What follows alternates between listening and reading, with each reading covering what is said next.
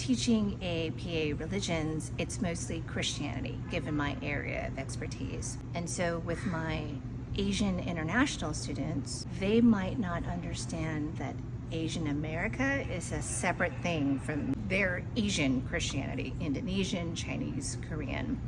And so with them, I'll have to explain the history of these ethnic specific churches and particular struggles, which are not the same as the Christianity practiced in their home countries. With my mostly white students who might have a default of white Christian churches, I will commonly bring up examples from Asian American churches to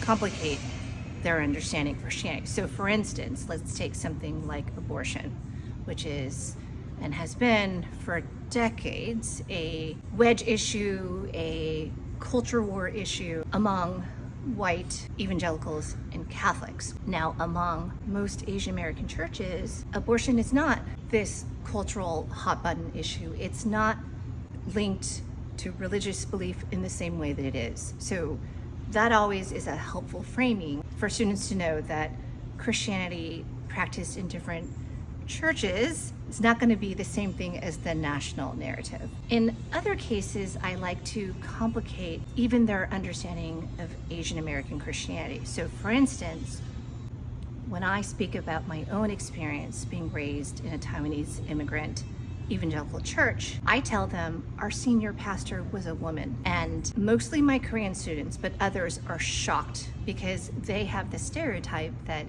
Asian Americans are patriarchal and no way would these men defer to women. And I say, look, I was raised in this church in the 1980s and our senior pastor was a woman.